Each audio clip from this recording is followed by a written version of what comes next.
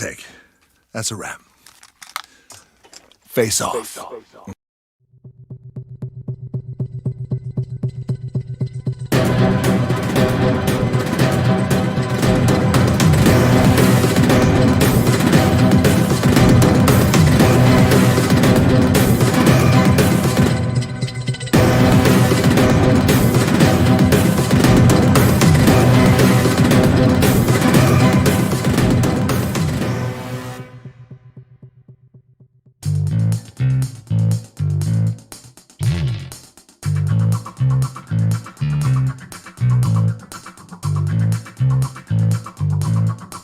Sugar the Play, a cash team production, is looking for actors and singers to fill several slots for this upcoming live play. For more information, please call 216-394-8926. That's Sugar the Play, auditions at 216-394-8926. Hey there, General Red Revere here, with Old Colony Pest Control. If you're having pest problems in a commercial or residential setting, we're the people to call. Veteran-owned, based in Massachusetts and Rhode Island, Old Colony has been here servicing your homes proudly, and we plan to keep it up. Our team is fast, efficient, and reliable. We go above and beyond to cater each project's individual need.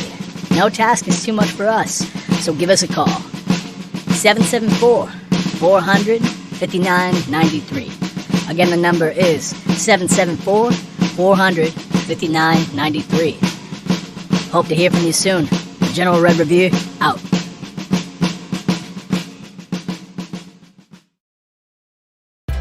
This year, my mom got me the perfect bag for back to school.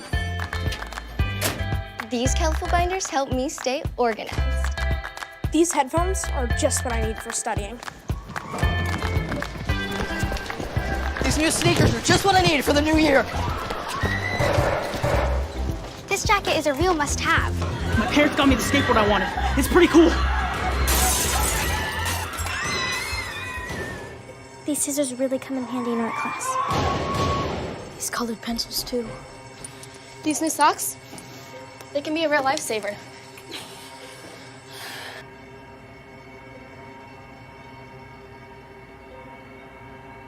I finally got my own phone to stay in touch with my mom.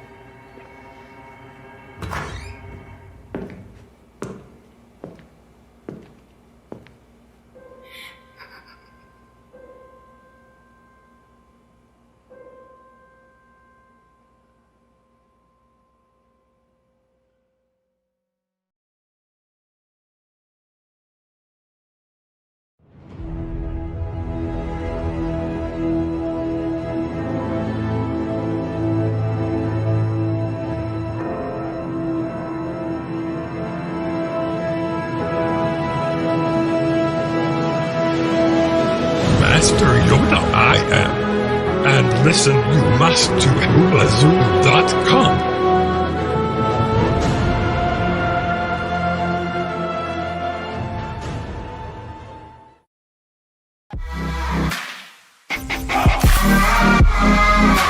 It's caught in the crossfire.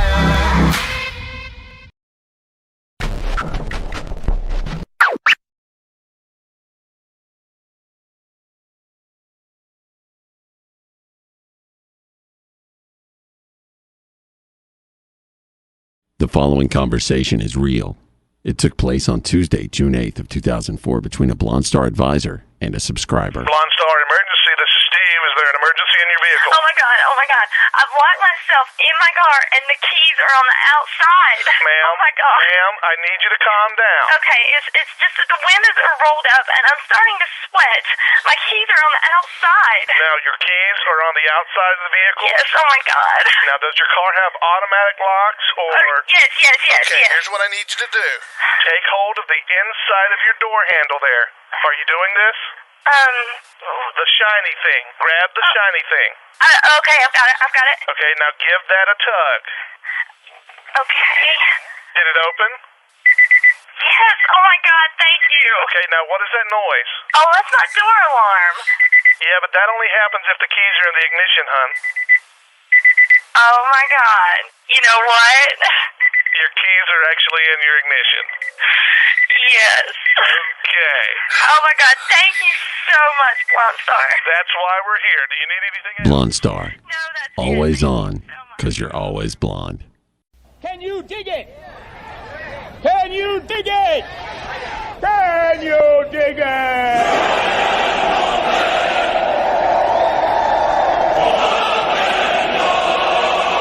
This is blasphemy. This is madness. This is the booth.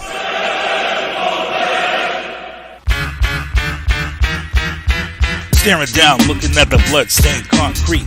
You're the dead MC, flying at my feet. You took a 9mm rhyme straight to your mind. Damn, my better split. This is my time, so I make my way up the block. Get to home base and lock that up. Crack the Cavassier and grab the phone. Call one of my troops up. Hope the soldiers homie says, yo, what's up, what's going on? Make it quick, cause I'm trying to get my Stella on. Go. Your girl, I'm in the... These lyrical assassins tried to pull a hit, and then boom, came a noise from the other room. It was the boys in blue with the SWAT crew. They got us locked up for lyrical murder. It's one of them charges that you never heard of. It's the booth. The booth. The booth. The booth. Yeah, it's the booth. The booth. The booth. Yeah, we're killing all your podcasts like the HIV virus. You want to battle this kid? Don't even try this. Back the up, think again, count to 10. You want to grab that mic just to get done in? It's the booth. The booth. The booth. The booth. Yeah, it's the booth. The booth. The booth. The booth. Yeah, it's the booth. Was he African? African. No. He was American, and he was like you. He looked just like you. He was Jewish. Just like okay. him. Jew. Hey. It's an odd crime for a Jew to commit. I'm pretty docile. Okay, so we have an African Jew wearing a hoodie. No, you don't. No, that's not what I said. Is that what you heard me say? I said he looked like you. Do you look like an African Jew? No, I look like a cop. Yeah. He was Caucasian.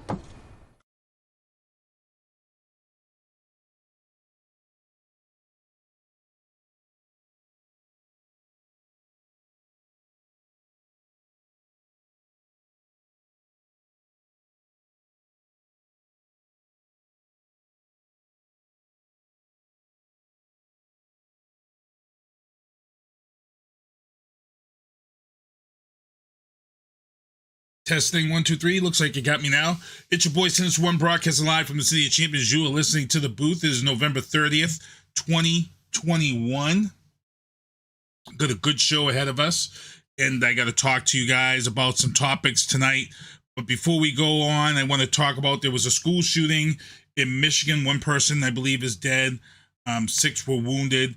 The suspect was apprehended at the scene. He surrendered. 15 years old, I believe they said he was. Which is why I played the PSA that you saw before the show began tonight. And it's, it's just a tragedy, sad, and my prayers and blessings go out to all the families who, were involved in this terrible incident. Before we get into the show, I got to thank last week's guest. Again, there was no guest last week on the show. I'm winding down the year. I think I have one guest to close out the show, which is Crystal Tyson. And then next week, I got my guys Ken Diesel, R-Square coming on. And then maybe I'll throw one more guest in, but I'm kind of winding down. Get ready to take those 2 weeks off for family and spend time with them. Rosemary, what's going on? I see you in the chat. I'm going to say hello to Rosemary, who's watching the show on YouTube. And Joe O'Neill, what's going on, man? Sean Xavier, your boy Loco, what's going on out there in the chat? Hope you guys hang around. Rosemary Bolster, hello, how you doing? We're live here on hoobazoo.com, YouTube, Hatchet Radio, all over the place going live. So I want to make sure I thank everybody for tuning in to the show tonight. I got to get into my sponsors before we get into any of the topics. Michael Douglas Barreto fixes my controllers, my Xbox controllers. If I have a fade or if I have something going wrong with them, I send them out to him 24 hours, 48 hours. I'm back to gaming. Even though, I got to say, everybody knows me. I'm a big gamer. I've got 2 controllers. So if I'm sending one out, I got a backup for myself to keep playing. I mean, I'm putting in some hours in Halo right now, Infinite, multiplayer, Call of Duty Vanguard multiplayer. Went back to playing Outriders after the big update with that, so got a lot of stuff going on. And if you're out there looking to play with me online, Sinista1 is my gamer tag. Had my gamer tag for the last 20 plus years with Xbox, so I'm easy to find. I don't have a list of numbers after my gamer tag. I've never even changed my gamer tag. I've got my gamer tag from day one. So Viana Marie's music, you can find her music everywhere, social media, online. Check it out. She's also on the Astronomer mixtape that was just released that you guys can get on Audio Mac. Also, Tactical Target Systems is where I get my targets from when you see me blow up some steam and go to the range, because again, I'm afraid of this impending zombie robotic apocalypse. So I go to the range and I get my skills right, so if the zombies do attack, I'm going to be that guy that you're going to want on your zombie apocalypse squad. I'll be your Darrow. Okay. Also, my cousin's clothing line, rebelrom.com. Check out www.rebelrom.com. Also, you guys saw the ad at the beginning of the show. Carbonell, veteran-owned, residential and commercial, 774-400-5993. Old Colony Pest Control, licensed and insured. Check him out if you've got pest problems in your home. Also, getting into the news booth. First topic of the night.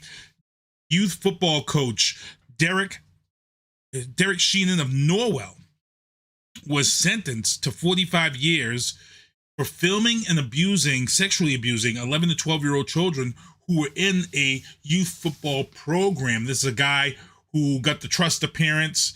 Parents allowed, players to probably sleep over his house to watch game film or whatever. And while these kids were there, this guy, annihilated parental trust and sexually assaulted these children and abused them. And on top of it, he filmed them. So he was sentenced to 45 years in prison. If he lives, because he's like 50 something right now, if he lives, he'll get around the time he's 80 something, and he'll have 5 years of probably supervised or home lockup. But guess what? The clock is ticking, Derek. Let's be real. People like Derek Sheehan, when they go to jail, it's just like Father Goggin and all these other people. The clock is ticking. It isn't long before prison justice does what it needs to do, and that's take out the trash. And you may hate on me for saying stuff like that. You may be upset that I'm saying something like that, but that's a fact of life. That's real. That's real.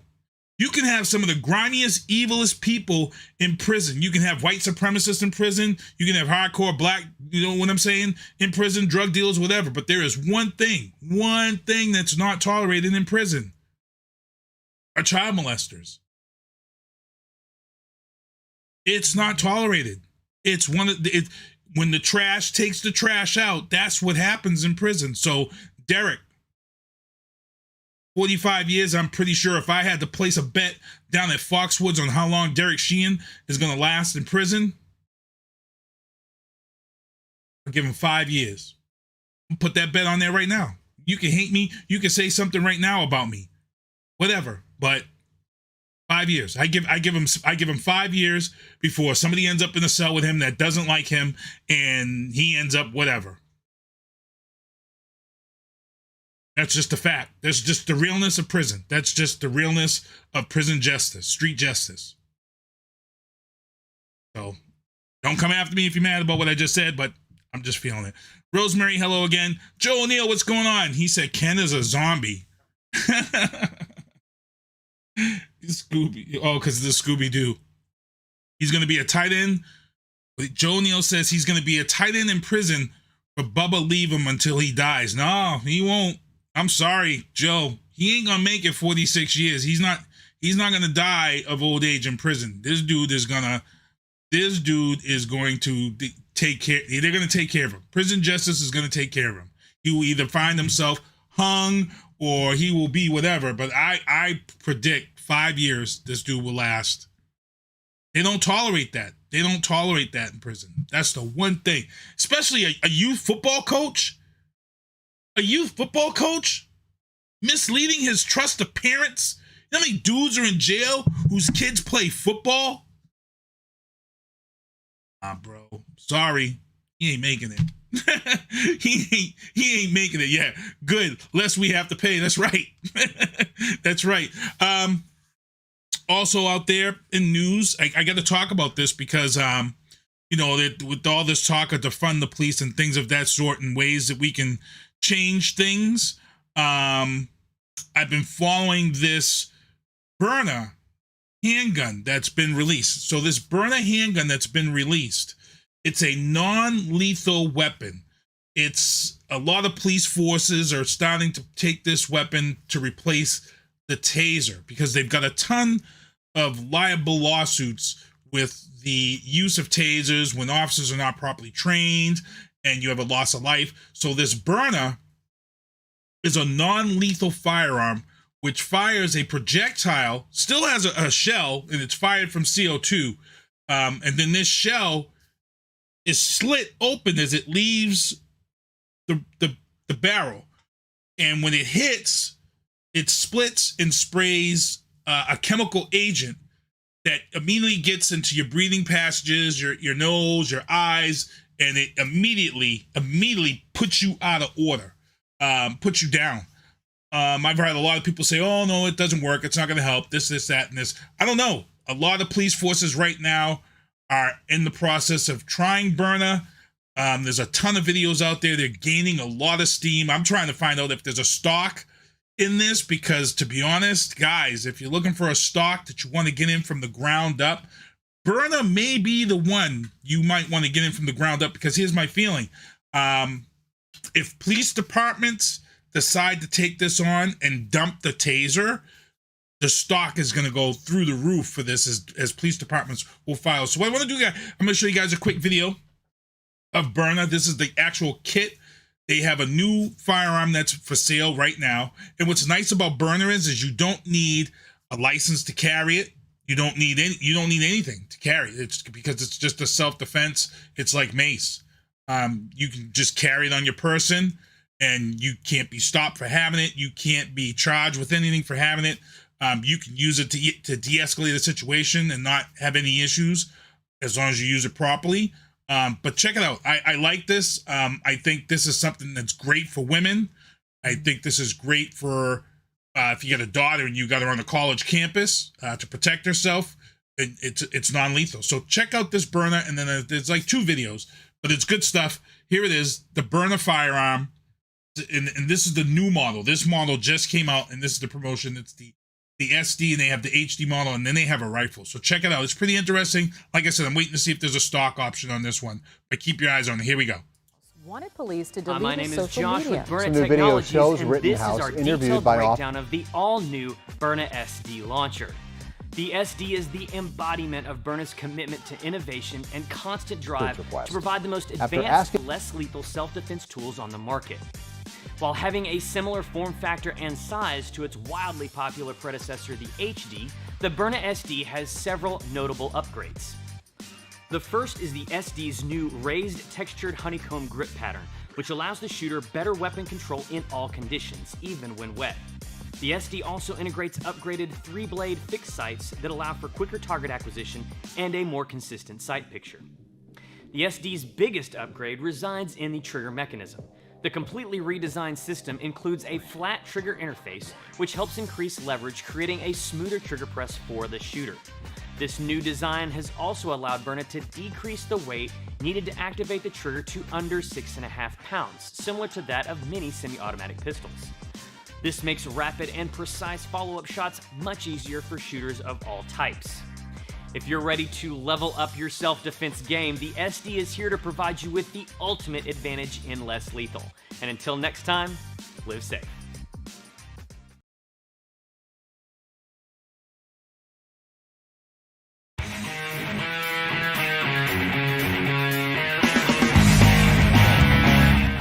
Stop, less lethal.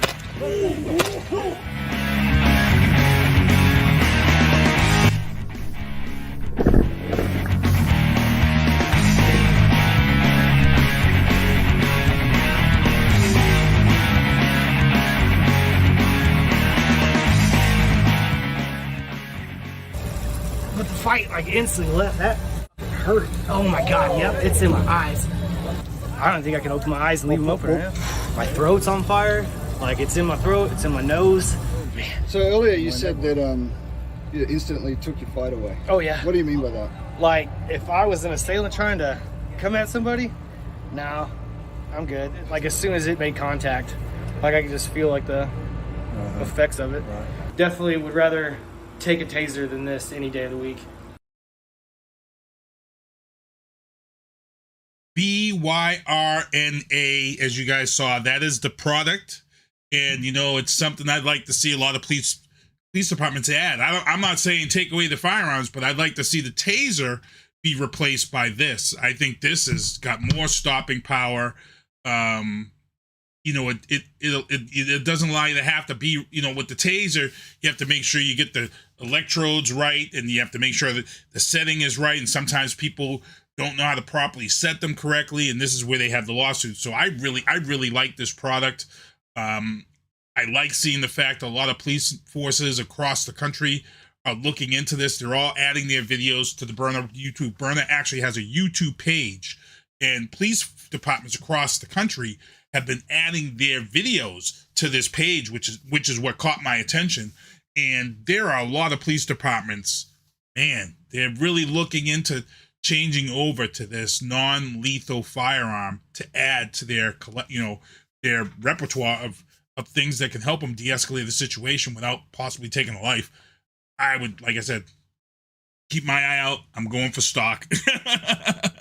And you guys may want to, because like I said, if the police departments, even if 100 police departments, I mean, the stock is still going to go up, you know, and that's the way I'm looking at it. I feel like the stock is going to go up regardless, but I'm going to keep an eye on it, and we'll go from there. Dana White, and I'm not talking Dana White of the UFC. Dana White meet the first only black woman to franchise a national hair salon business. Now, we're applauding. We'll applaud it. I'm great. I'm happy. I'm happy for her. She's the first and only black woman to franchise a national hair salon business. But here's where I need to pull out my podium and speak to my community. Speak to black people. Extraordinaire, black business, niche, black business owned. Why? Why did it take so long for a black woman to franchise her own national hair salon and business? And here's what I'm going to say. You know, in the black community, hair has been a big deal in the black community. Hair's always been a big deal in the black community, from barbershops to black hair salons. There's 4 movies made about barbershops and black hair salons. And anybody can tell you, since the 90s, late 80s, early 90s, when hip-hop exploded, it burst black hair salons to the forefront. 90s was crazy. White dudes was getting fades, getting Vanilla Ice, and all these dudes was coming out. They was getting black haircuts.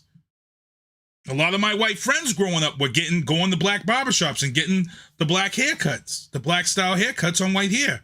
And it changed the whole genre of how white guys style their hair. Black expos, hair expos, black hair expos. And I'm just going to get real. Is one of the biggest draws, one of the biggest money makers in the black community, people. A lot of people don't know this. Black hair expos yearly, before COVID, it was one of the biggest events in a yearly basis. Like, there were barbershops and salons who tied up their weekends getting ready for hair shows. For years, this goes back. For years and years and years. So you're telling me all of this money, all of this time spent in the black hair industry with expos and salons from way back in the 90s, it took us until 2021 for a black woman to franchise a national hair salon business? That's real. To be honest, we can applaud it, but really, I'm kind of low-key in applauding, because it's really nothing to be happy about. We should have had the first franchise black-owned national hair salon business by a black woman or a black man. Should have been had this. With the money and time that's spent with black hair in the black community. I'm just being real. How's it going, Dave? Thanks for tuning in. I'm just being real, because a lot of white people are going to sit out here and they're going to say, oh yeah, you know, that's nice. But I'm just telling you from a black person's perspective, this really ain't nothing to applaud. This is really something that we can applaud low key, but then ask ourselves, why did it take so long? Ask ourselves as a black community, why did it take so long? Where was all that money going at the black expos? Why weren't we helping people franchise their businesses after doing all this time and getting all this promotion at black hair expos? Anybody will tell you, no, Joe, investment cost is an issue, but you have to understand where black expo hair expos come from, bro. There is so much money, promotion, and time spent on black hair expos in the black community, from churches to black businesses. It's one of the things that is promoted like no tomorrow. And if I'm not mistaken, they have like multiple expos. They have one in Atlanta, they have one in DC, and they have one in Chicago. 3 of the biggest metropolitan black areas that they hold these expos down, and they bring in a ton of money and a ton of people and a ton of promotion. So I'm happy and mad at the same time. So I'm just saying that, and I'm just saying this. And a lot of black, I posted this, and there was a group, Bridging Our Wealth is where I saw this, and I said this. I said, well, I'm going to bring the elephant up in the room. Why are we applauding this? Why did it take so long? It's one of these things you got to ask yourselves. Just want to ask yourself. But I mean, like I said, congratulations, Dana White. I'm not taking nothing away from you. I'm proud of you. I'm not taking anything away from you. But as a community, we failed. As black community, we failed. I'm just letting you know that. New Jersey police officer struck a nurse. Listen to this story. A New Jersey police officer hit a nurse in Pennsylvania, put her body in his car, drove his car home. He said agreed, but simply until now, nobody though of doing it on the national level. And that's the point I'm making, Joe. It is done on the national level. Nobody's ever franchised it or done anything. That's the question I'm asking. Why did it take so long in the black community for somebody to franchise it, for somebody to do it on the national level? There's a lot of questions to be asked there for what has gone on in black expos. Just, Joe, do me a favor. When you stop watching this show, Google black hair expos. Google it. You tell me next week what you found out. Do your homework. Google black hair expos. Trust to believe me, after doing your homework and doing your research on black hair expos and what they've made and what they've earned and what they've done since 1990s and late 80s, you're going to say, how the hell did no one have a franchise up until now? I'm just telling you. Check it out. New Jersey police officer. So he struck a nurse, put her in his car, brought her home. She was dead. He didn't know what to do with the body, panicked, and brought the body back to the scene of the crime where he hit her, put her body there, and then drove back like no one was going to notice or realize or check any web cameras. Craziness. This, again, people who have positions of trust, and then they violate that trust. So this gentleman here, he's been arrested. This is one of the craziest, sickest police officer stories I think I've heard in 2021. This is crazy. This is insane. So we're going to keep an eye on this one because I'm going to see what happens to him, and we'll go from there. Here's a story that they got to talk about, and I hate doing stories like this. They found a new opiate that's more powerful than fentanyl in DC overdoses. Now, I hate saying stories like this because I feel like when you touch base on a story like this, it's pretty much an infomercial for addicts who may tune into your show or to your news thing. Crack, all these things, fentanyl. When they started talking about all this stuff, a lot of these addicts went looking for this high. Oh my God, you mean there's a better high out there? Oh my God, and I hate mentioning it because I feel like we're telling them like an infomercial that it's out there. But you have to, at the same time, you have to educate people and then let them know, because there's a lot of people out there with loved ones who are addicted and having substance abuse issues that may get caught up in this new and lose their lives. So it's like, damn, do you tell people about this or do you keep it quiet? For a while there, I was like, man, news media shouldn't say anything about any types of new whatever on the street. That was my feeling. But then somebody said, well, you kind of got to tell it because there's a lot of loved ones dealing with people who may end up on that newer one and lose their life. So I'm torn. I don't want to mention it, but you have to mention it. Because I've now, since the last 5 years, I've known and met a lot of people who've lost their lives to this opiate addiction crisis. So it's tough. It's tough for me to mention this story. But again, be on the lookout, people. They found it in DC. I pray they can nip it in the bud and don't let it get wherever. I can't. I'm not going to mention what it's called because there is a name for it already. I'm not going to mention what it's called, but I'm just letting people be aware that it is out there. And, you know, if you got a loved one that's battling substance abuse, this is keep your eye. Joe O'Neill.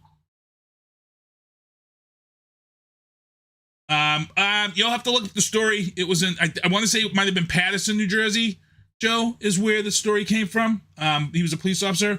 Joe said, what about, actually the new mayor, Michelle Wu, she took over.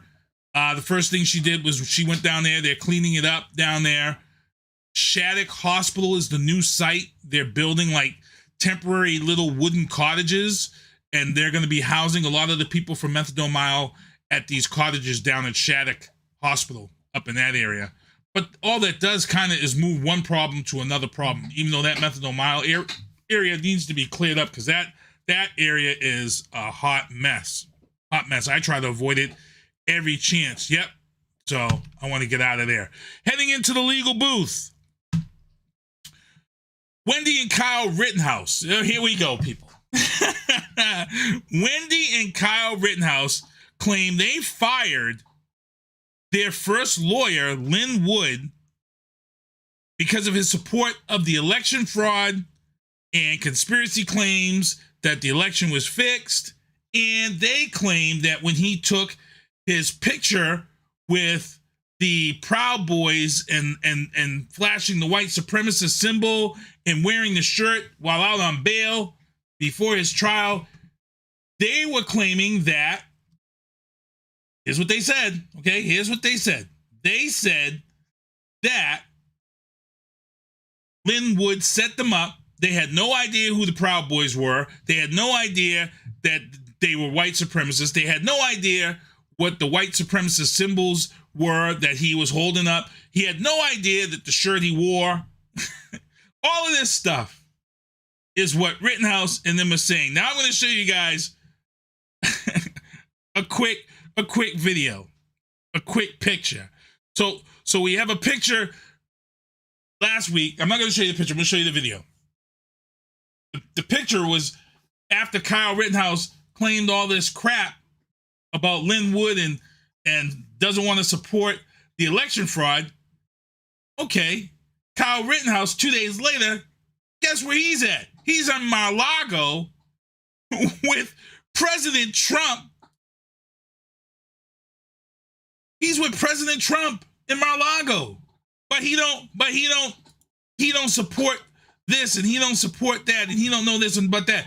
And here's the thing, he don't know nothing about white supremacists. He don't know nothing about the Proud Boys. Well, those of you guys who had never knew this or never saw this, here's a little snippet from when Kyle Rittenhouse was arrested the night he committed those, self-defense, when he killed those people in self-defense. Here's a video. The night that Kyle killed those two people in self-defense. This is him speaking with the Kenosha Police Department with his mother by his side. Listen very carefully to what Kyle Rittenhouse asked the Kenosha Police Department the night of his arrest. Here we go. Wanted police to delete his social media. Some new video shows Rittenhouse interviewed by officers in Illinois hours after he's accused of killing 2 protesters last summer in Kenosha. TMJ4 News obtained this video through an open records request. After asking for a lawyer, Rittenhouse asks officers to delete his social media accounts. Can you guys delete my social media accounts?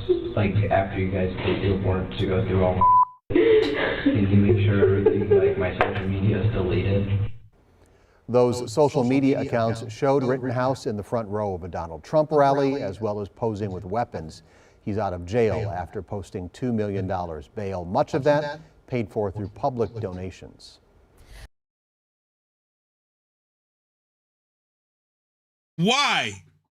Why would Kyle Rittenhouse be asking? Now, see, this was inadmissible in court. They couldn't use this in court. But that, to me, that spoke volumes. Kyle Rittenhouse is asking the police officers on the night of his arrest, when you guys do what you got to do, can you delete my social media? Why, Kyle? Why? Because you're on Pornhub? Because you're on RedTube?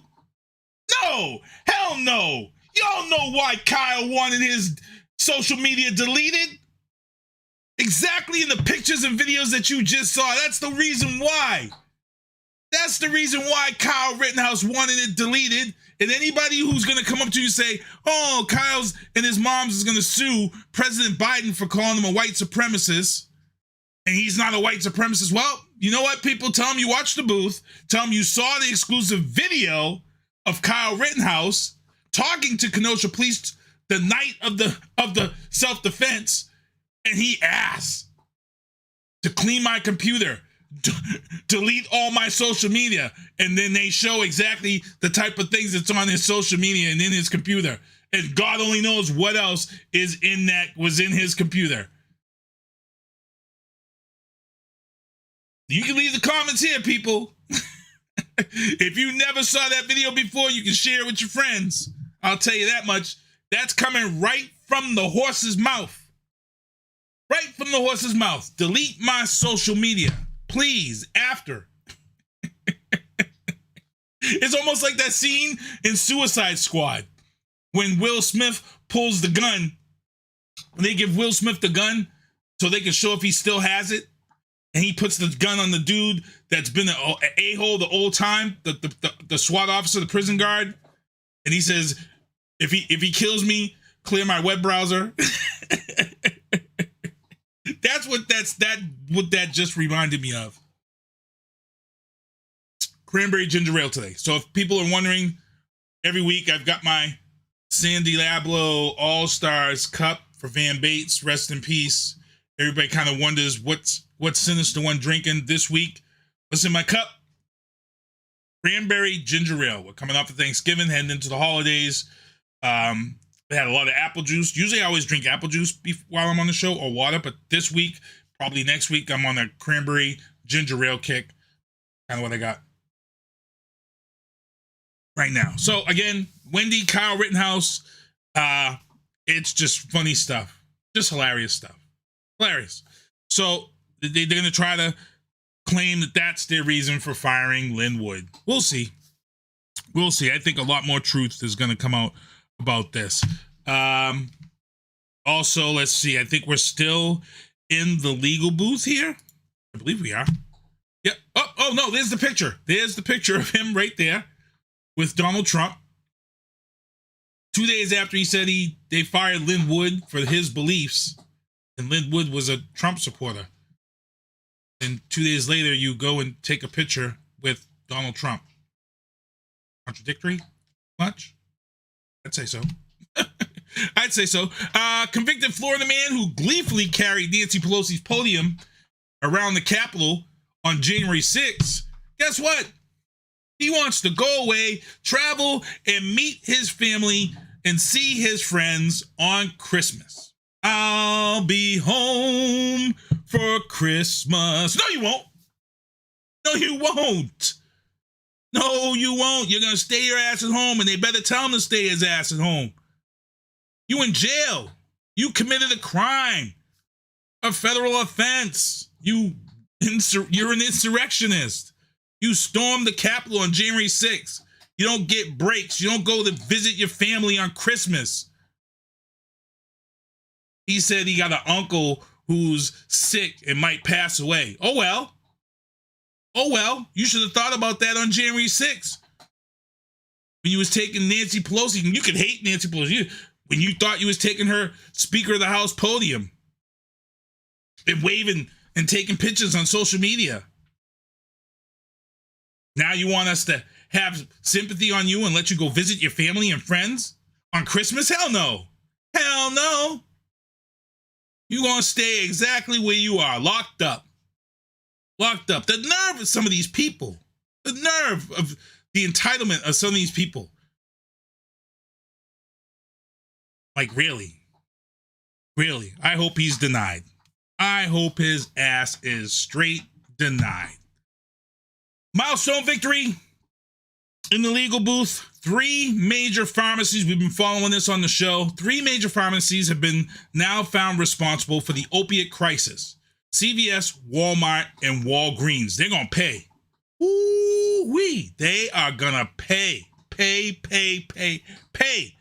Rite Aid settled and then closed a lot of their stores. Rite Aid got out of this quick. They were part of this one. And I forget there was another pharmacy that was tied up into this that's not up here in the Northeast. It's more of down south and out west. They were tied up in this. They also got out and they settled also. But CVS and Walmart and Walgreens, the bigger companies, they said, "Oh, we're gonna fight this. We're gonna let the jury decide." Well, the jury decided, and you won't pay. You are gonna pay out. But here's the thing, people. If you were a conspiracy theorist, someone who wears, the Tin Hat Clan, some would say that, it's real strange that this opiate crisis has come out and now we have COVID and a lot of these companies that have to pay out. Here's the irony of the situation. A lot of these companies that are going to have to pay out for the opiate crisis, guess what? They're going to make that money on the back end with COVID vaccines. How ironic and crazy is that, people? How much of a slap in the face is that? While you paying out for the opiate epidemic, and of course the lawyers are going to get the most of that, the third, versus the victims and how much they're going to get in the families, but you're going to collect all this money with COVID vaccines from insurance companies. What a friggin', like I said, the rich get richer. It's another great example of the rich getting richer. It's insane, people. Insane how it works as you get older, as you get wiser, as you notice these crazy things. The money they're going to pay out for the opiate crisis, they're going to make right back. Right back in COVID. It's insane. It just boggles my effing mind. Think about it. That's why they're all pushing. Come here. Come on. Come get your free vax. Come on. Bill, your insurance company's taking care of it all. Yep. Craziness. It's all about the money. Then into the entertainment booth, Steve Burton fired from General Hospital after 29 years. I actually used to watch soaps back in the day. I'm not gonna lie, Sister One was a big soap opera watching dude when I was younger because they had all the hot chicks. I worked the overnight shift. I was home during the day. There was nothing on but soap operas. And half the time I couldn't believe what they were showing on daytime soaps, yo. It was all simulated. It was like watching soft porn. Soap operas was like watching, I was like, damn, this is on at 11 o'clock in the morning? Are you serious? And I was there. I was watching them. One Life to Live, All My Children, General Hospital. I was watching them all because they had some of the hottest chicks on soap operas. Some of the hottest chicks were on soap operas. For real. For real. And then I got to interview one, and I was all flabbergasted. I got to interview a girl from All My Children. I forget her name now. She was Ghoul Girl on All My Children. She came on this Ghoul Girl. She had the glasses and they made her up to be real ugly. And then she ended up becoming this beautiful, beautiful girl on the show. Me Jack Sullivan says, Nick Cannon does too. My ex, Al, yes. A lot of fun after school, man. Must be talking about soaps. But Steve Burton, yeah, long time General Hospital guy, 29 years on the show. He says, since someone checked Sinista1's computer, said he's gonna get he wasn't getting the COVID vaccine. He got fired. See you later. This is gonna happen a lot in entertainment, so be wary. He's not the first one. It's coming. It's coming as this gets worse and this new Omicron, is out there. Every time I hear Omicron, I'm thinking Unicron from Transformers. Heading into the sports booth, we're at 7:43. Patriots roll past the Titans. They belittle the Titans 36 to 16 was the final score. They took home their 6th straight, and a lot of people, I've been talking about the Patriots since week 3. I've been going back and forth with people on social media who were saying the defense sucked. And I'm like, the defense don't suck. I don't know what games you all are watching. I was telling people the defense was good after week 3. People are like, oh no, they're giving this. I'm like, yo, obviously y'all ain't paying attention. The Patriots defense right now is like the 2001 defense, that bend don't break defense that Belichick had. That's the defense. We don't care. We gave up a 68-yarder. Let's be honest. That 68-yard, that was some good blocking up front. Great blocking up front to break him loose for that 68. You take away that 68 yards and you take away that touchdown, now they only got 2 field goals. They held the Titans, who was the top team. And Joe's going back to Miami. Let's go back. Let's go back. Let's go back to the Dolphins game, Joe. Let's go back to the Dolphins game, Joe. Y'all did it again. Always a bridesmaid, never a bride. Y'all got that game again. It's like we always split. No matter what happens, the Patriots always split with Miami. And it's always some crazy, stupid-ass way that we split and someone takes the loss. On a Monday night matchup, y'all had put so much pressure on Tom Brady. There was a ton of sacks on Brady. Y'all put in probably what was one of the best defensive efforts, and you guys upset the Patriots on a Monday night. Then 2 seasons ago, you guys threw a Hail Mary stupid-ass pass, and you broke it to the end zone and won with no time left on the clock. Then this matchup in week 1, what happened? Patriots controlled the whole game. Patriots had the win in their hands. Our running back fumbled the ball and gave you guys the win. Fumbled the ball and gave you guys a win.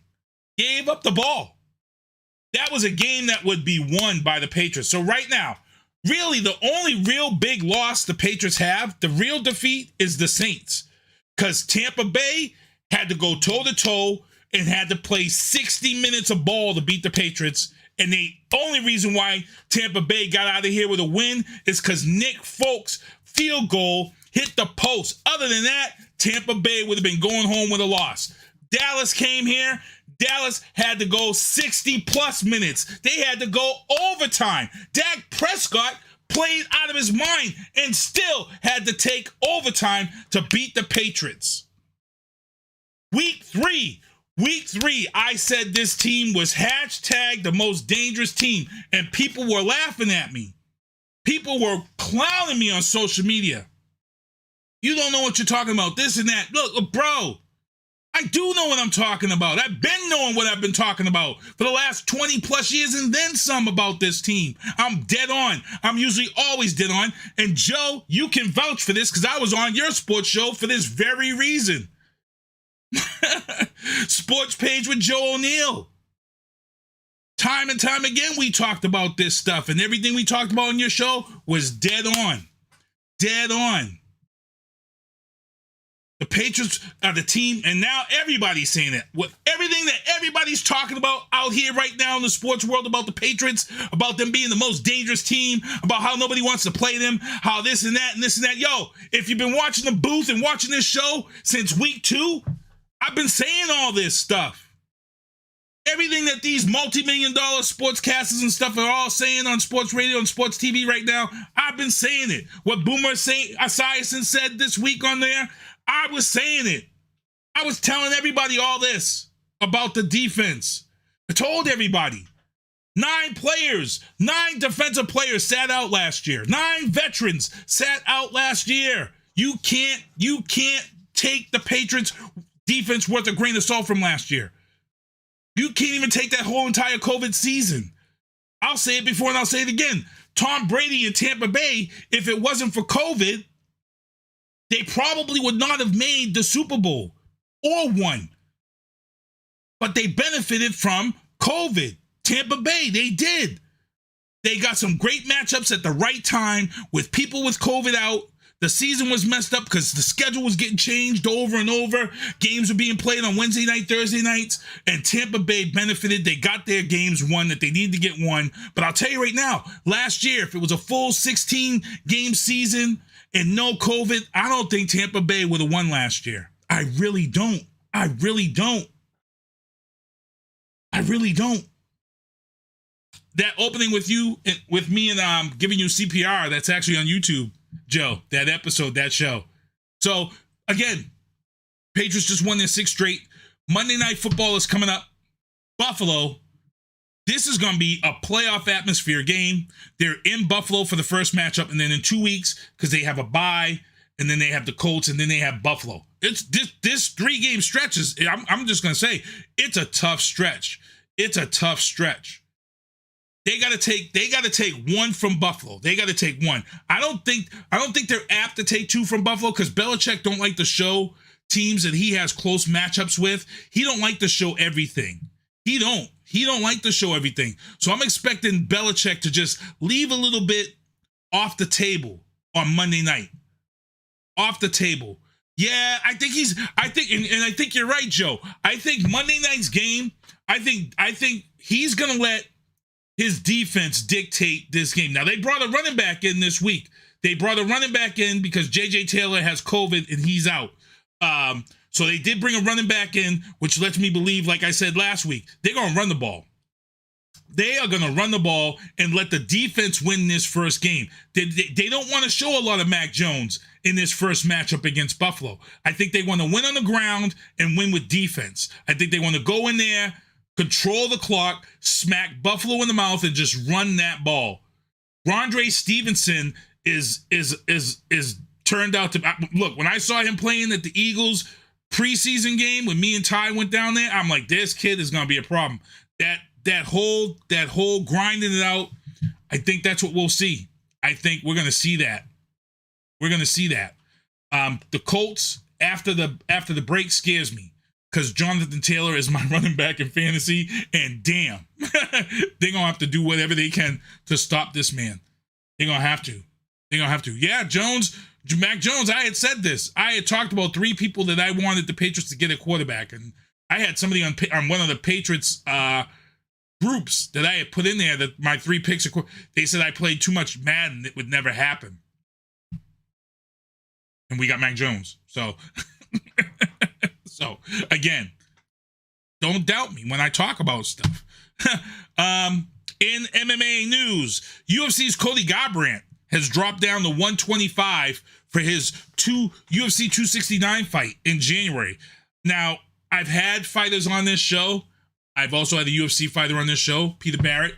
We discussed this whole thing about cutting weight and body fat. I'm not a fan of it. So, Cody Garbrandt, he fights at bantamweight. He's now dropped down to flyweight, which is 125.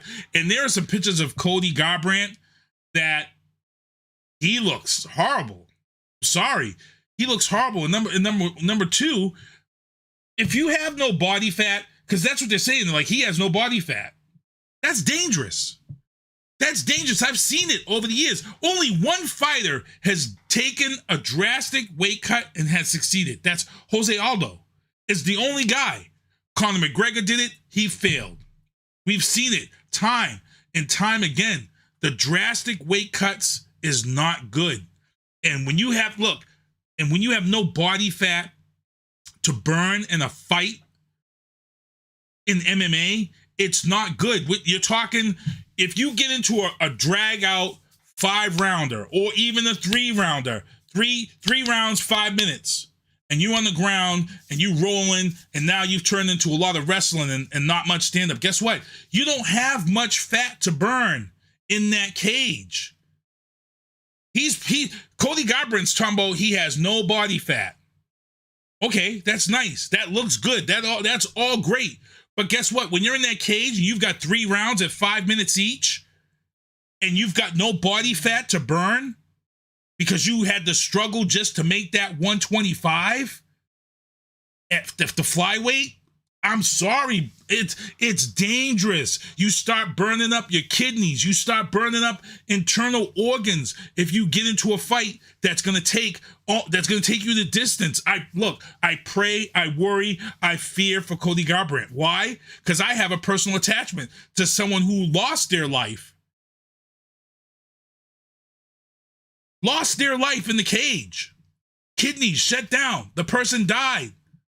I was the ring announcer. And everybody can debate and say how they feel, but I've never been a fan of the weight cut. Never. It's dangerous, people. This is why boxing kind of got away and added classes, man. It's just dangerous. And I don't know why Dana White or his camp, I mean, whatever. I mean, I'm going to tune in, but man, I pray he comes out of it with a fast victory.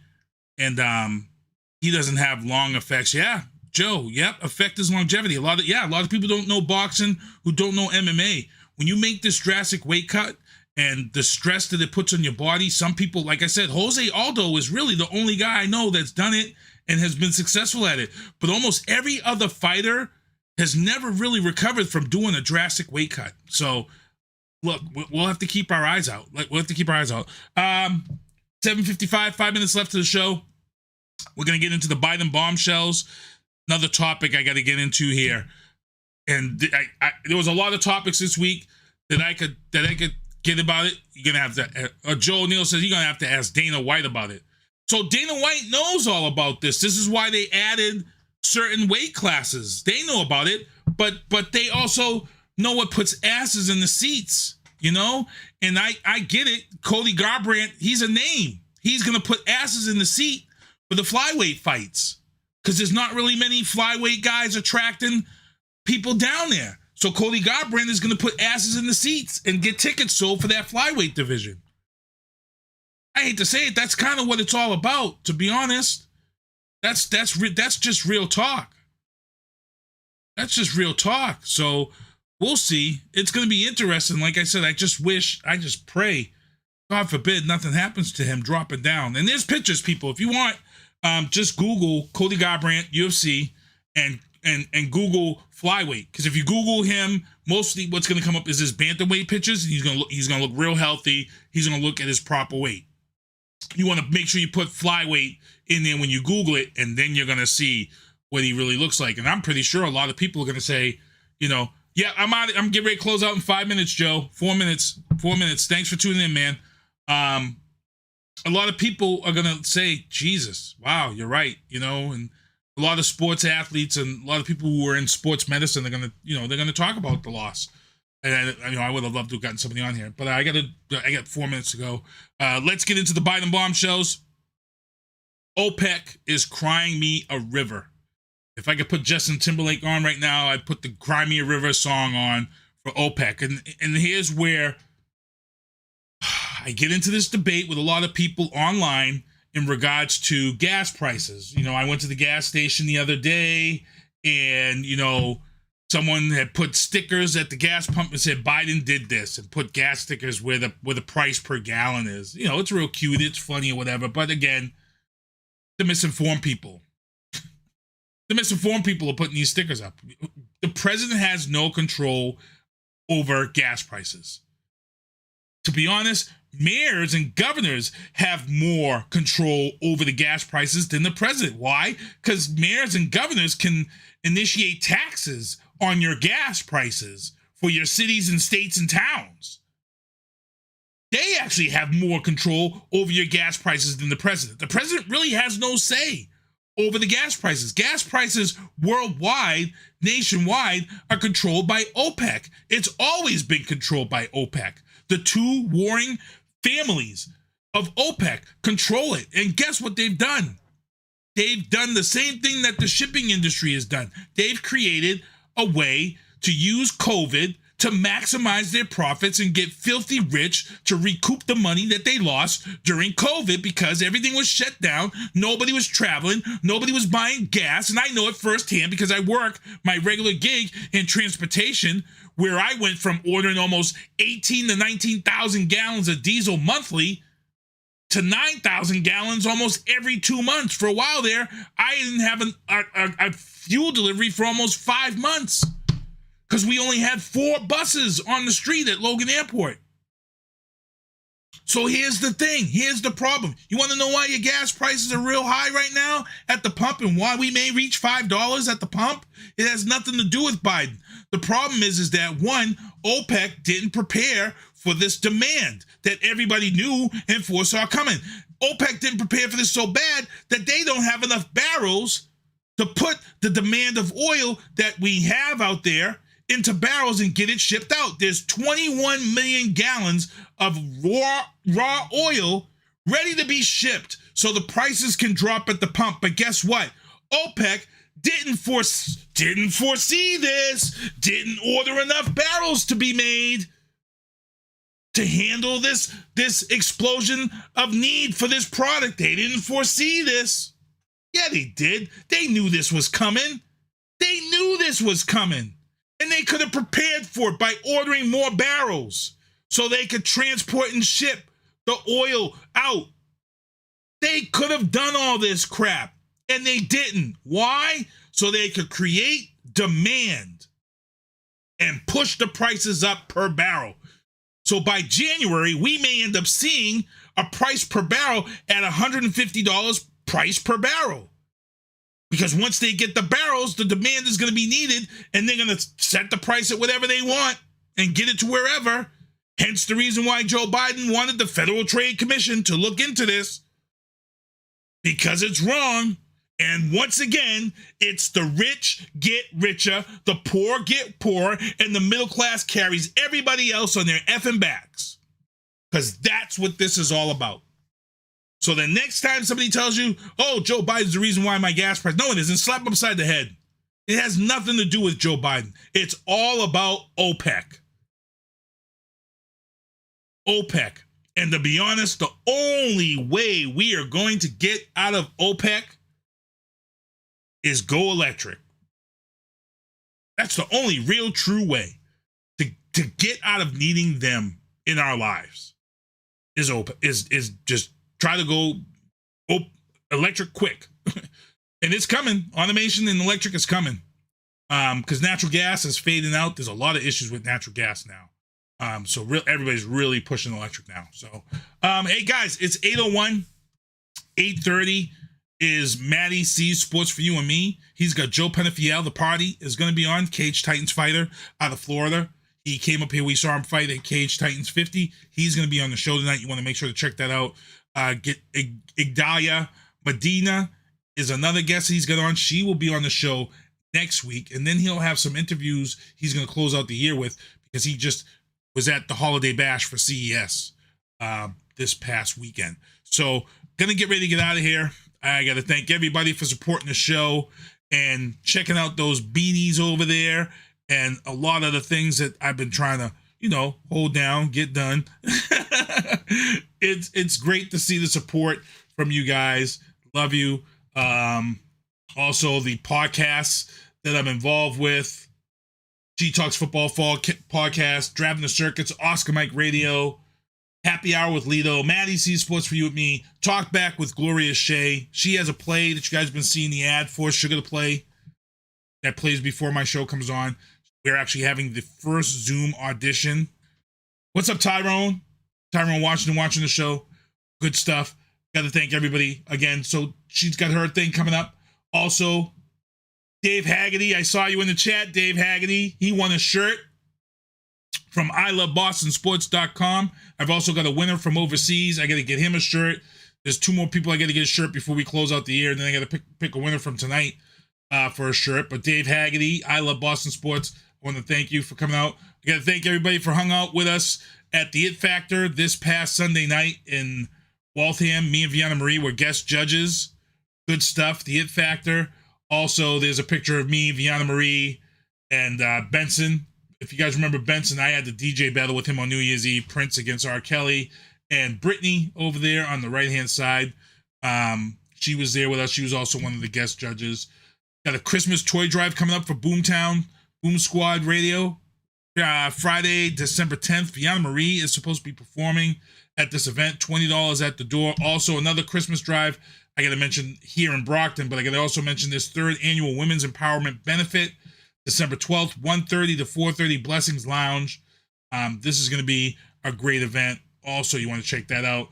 And here's the Brockton toy drive I was talking about. Robert E. Sullivan is looking for people to drop off toys in the lobby of the police department until December 17th. All of the toys will go to Project Guardian Angels for Brockton Youth. That's Rosie Vasquez. To be honest, I'm trying to maybe get one guest on to close out the year. Maybe I'll try to reach out and get Rosie Vasquez to come on this show and talk about the Brockton Youth Project Guardian Angels program that she does every year to get gifts to these kids. And that's about it. That's about it. I want to thank you guys for tuning in the show. It was a great show tonight. Good stuff. And we are at 8:02. Check out Vianna Marie's music, streaming online everywhere. You want to make sure to check her out. Also check out, let's see who else we got here. And then there was something else I had to mention, but maybe not. It may not be nothing. Oh, yes, there it is right there. The AFL, brand new uniforms, the Back Bay Bees, the Boston Omegas, and the I want to say the Boston Beantown Brigade. So there's going to be 8 teams altogether, but they just announced the first 4 team names and their jerseys. We're going to try to send your courser on the show. And that's about it. That's about it, people. I got to get ready to get out of here so you guys can tune into Matty C Sports for you and me at 8:30. I'll be back here next week. SpongeBob, do me a favor. Take us home. Well, see you next Tuesday. Thank you for listening to The Booth on Hoobazoo and HatcherRadio.com. Please follow the Facebook page and subscribe to the podcast at Apple Podcast, iHeartRadio, and Spotify. The Booth is a Sinista1 production hosted by Sinista1. I've got to start hanging out with friends that are a little more intelligent and understand politics and stuff. It's just that I'm up on this level up here, and all my friends are down here. Me, nah. You guys, nah. Maybe a little more down in here. Screw you guys, I'm going home. I smoke, I drink, I do my thing. These bitches hating, so you know I got to make it plain. Don't do cocaine, but your chick, my main. We stick together, true forever, yeah, you know we bang. I miss those days, which was easy. If only I make it, bitch, don't repeat. Now that I done upgraded, I've been upstate, and y'all think I'm playing. And I got a hit now for these weak ass hoes who think I ain't slaying. Try me, and I'll probably end up laughing, cause I never back down. I'm that chick with a clean ass whip, I don't need that shit, I got my own now. I get hurt, I get tired of fussing, fighting, guess I gotta crack down. Don't mess with me, cause on everything, I'ma have to bring the whole city out. WHOOBAZOO, that's Hoobazoo.com.